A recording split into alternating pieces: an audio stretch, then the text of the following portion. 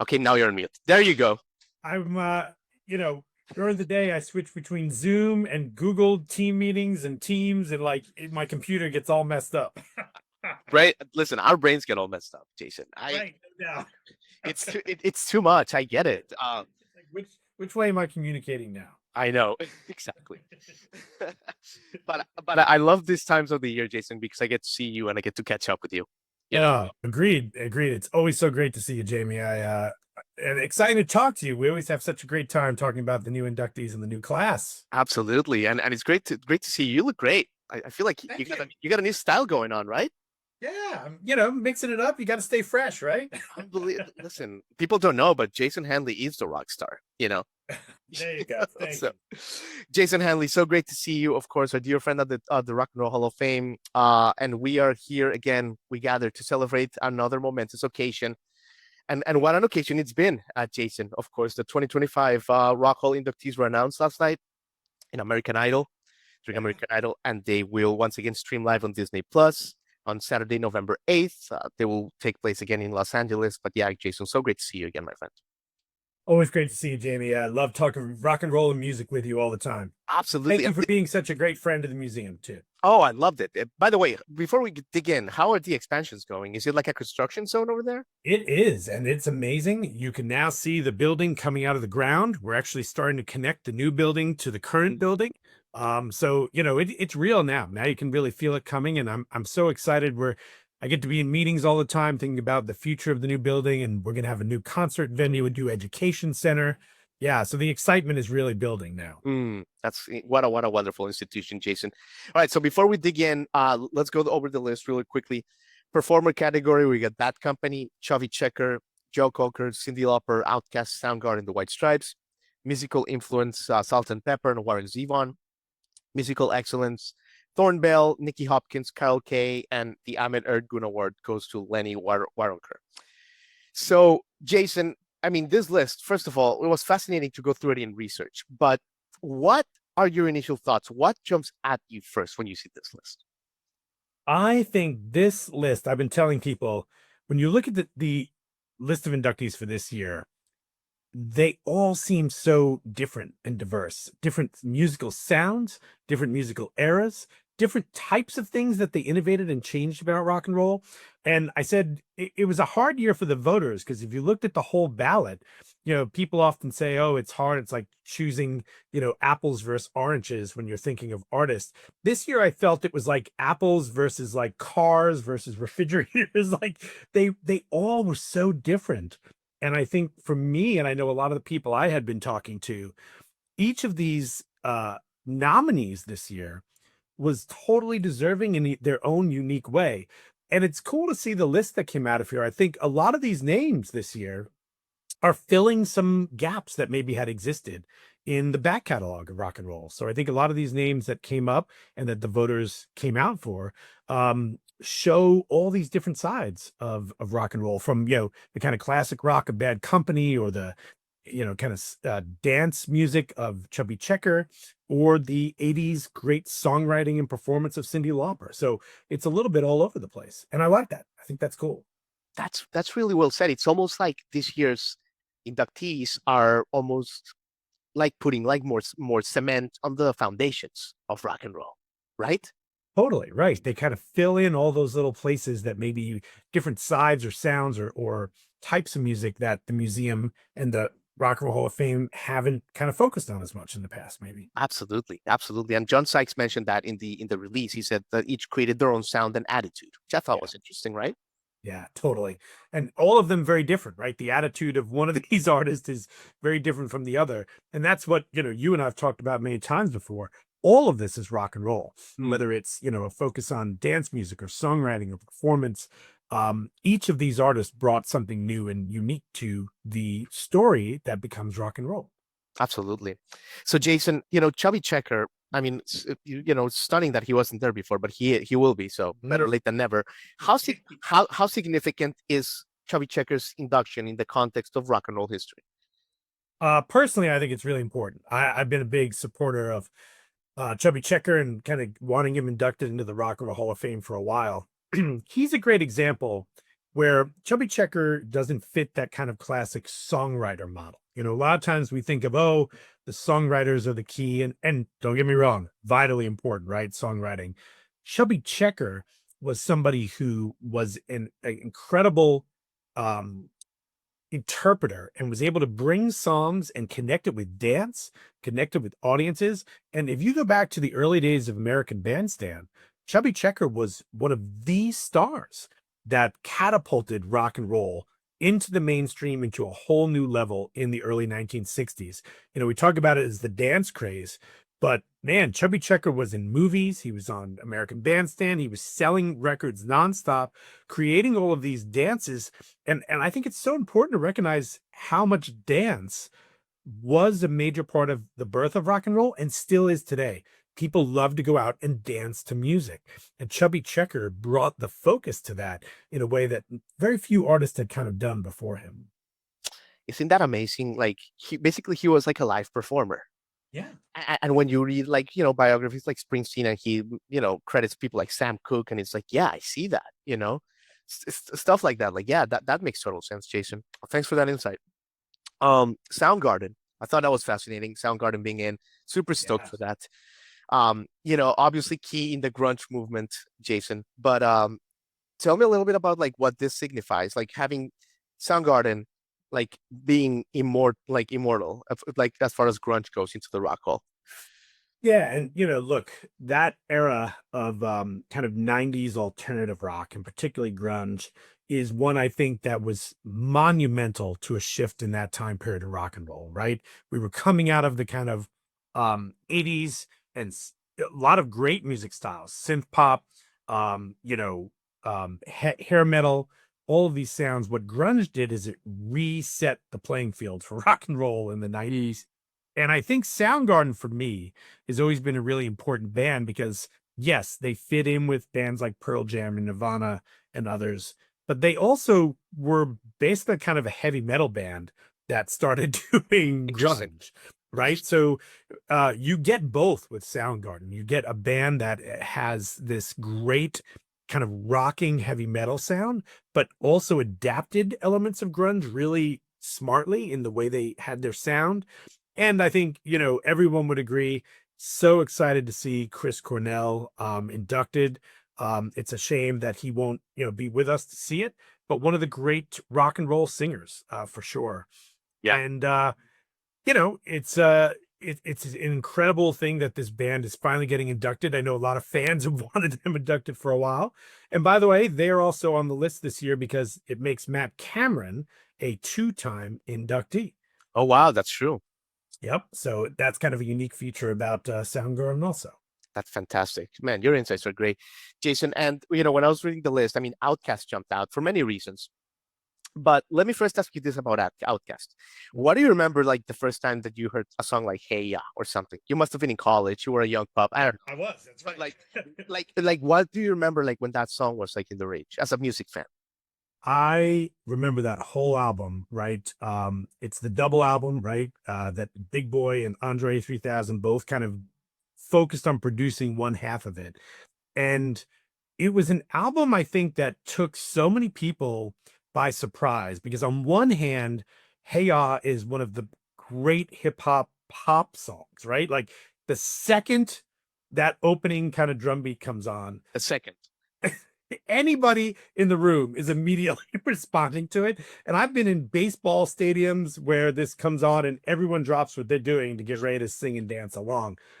That's hard to do. That's hard to make a song that has that impact from the first second it comes on.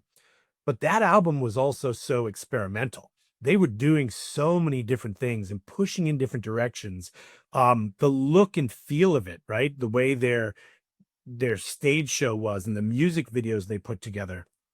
Outkast was somehow taking the more experimental parts of hip hop and making them some of the most pop parts of hip hop.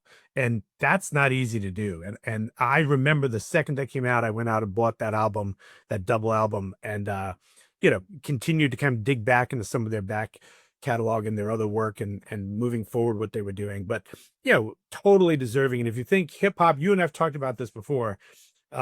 hip hop is kind of getting inducted into the Rock Hall fairly chronologically over the years as each of these artists comes up. And we had a great like Missy Elliott just get inducted. And I think Outkast is a perfect example of a band that had a rock and roll attitude about it too, right? That's the thing Ice Cube talked about when he was inducted, that rock and roll is the spirit and attitude. And Outkast certainly has that. Absolutely.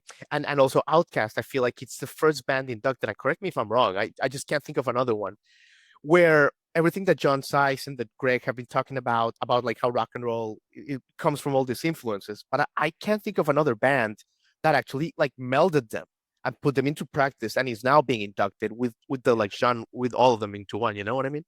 Yeah, I think you're right. I think Outkast, is that part of hip hop that's digging back into history, right? I mean, that's one of the things I love talking to hip hop artists about is uh while hip hop is kind of the major moving force in a lot of popular music until today, it also is a style that looks back into the past because of the way DJs were pulling up songs and pulling up new ideas. And Outkast was blending a lot of that together. And the stuff Big Boy was doing was hitting heavy into the old 808 beats and Mm, things like that. So yeah, I think you're right, Jamie. They really pulled in a lot of different things together. phenomenal, Jason. Let's talk about one more that I'm fascinating in. Salt-N-Pepa. Yeah. And I love it for many ways. I mean, they paved the way for female artists in hip hop and beyond. I'm curious if there was any, cultural push. I don't remember this. Were there's any pushback to them back then where they were like all the rage? Because they were really breaking a lot of ground into one. I'm curious, like, do you remember any pushback? Maybe, right? I think, a little bit. Obviously, there was a controversy around their song, Let's Talk About Sex. Hmm. I think, that was an era where getting out and talking openly, particularly during the AIDS epidemic, about safe sex and connection. I mean, that was a very kind of 80s, 90s thing to be talking about. George Michael was doing similar things. Salt-N-Pepa, I think, got looked at because they were two female MCs and a female DJ, right? The great Spinderella on the turntables behind them. Um, but they were so innovative too. I mean, right? They were excellent rappers. Spinderella, a great DJ. They were blending different types of beats and rhythms together. They were making pop songs, right? You think about anything from Let's Talk About Sex, but also think about, Shoop or something like that, right? Which Okay. became a massive hit everywhere. And I think if anything, the pushback was on the fact that at that time, there weren't a lot of women breaking out into hip hop. It's not true that there were no women in the beginning of hip hop. Just look at Roxanne Shante. She was there from the very beginning, right? But once it became a pop phenomenon, started selling massive albums, the bands that got recognized, the groups that got recognized, uh, Run DMC, Public Enemy, LL Cool J, Beastie Boys. So people like Queen Latifah, who I'd also like to see inducted one day, by the way, and Salt-N-Pepa were really pushing the boundaries. And they're the ones who set up and led to people like Missy Misdemeanor Elliott, who just got inducted. So yeah, I think this is very deserving. I'm so excited to see this. They were just featured in the 50 years of hip hop exhibit we had up last year. Mhm. And I got to see so many people in the museum coming in and looking at those classic jackets they had, right? The outfits and the hats that they wore. And just even that imagery of them from the music videos brought people right back to that moment in their great music. I love that. Jason, I'm curious if you go incognito to the museum and just like see people's expressions to your I work. did. You do? Yeah, I do.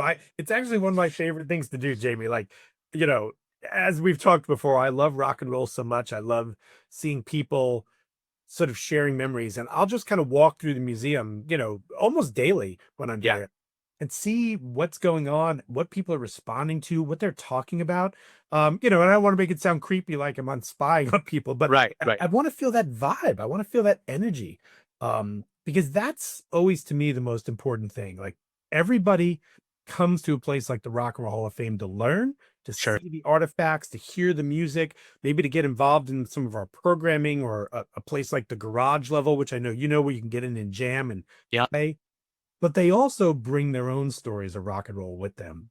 And even debates about who's getting inducted, who got nominated, that's good. I mean, there's passion about it. I'll admit there's two artists that I were on the ballot this year I really want to see inducted that did Okay. get the final cut, but Which that's all are right.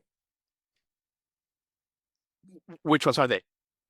Personally, Joy Division New Order. Yeah. It's somebody that like I just think was so innovative, and I really hope they get in.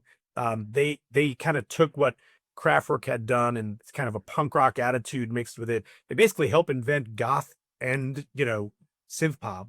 And then the other was Billy Idol. And I just have always loved Billy Idol from his days in Generation X up through his solo work with Steve Stevens. And, Yeah. Again, we've already outed me as a person who was in high school in the 80s and college in the 90s. So Billy Idol was kind of key to a lot of my musical upbringing. But and it's all right. They got nominated, and I hope to see them on the ballot again. Absolutely. And we've seen it now enough. And there's a couple here that I think it's not their first time. We've been doing this now long enough that like you see kind of like karma pays dividends, That's right. Like I was excited to see Mana there. And I'm sure that at some point Spanish is gonna get in there. That will be cool. Yes, and I think that'll be a big change too. I agree with you. I think we're going to probably see more and more Spanish-speaking bands and bands from Latin America and South America and around the world. I mean, there's so many great bands out there, Absolutely. that could be nominated in that area. Let me leave you with this, Jason. Thanks for your time. The ceremony has now been on Disney Plus, I think, for 3 years. I think this is going to be the third year. How significant, as a VP of visitor engagement and all that, how like has in terms of visibility of reaching a wider audience, have you noticed more interest, like more commentary? Because I mean, that has really kind of expanded, right? Yeah, the relationship with ABC and Disney Plus has been fantastic.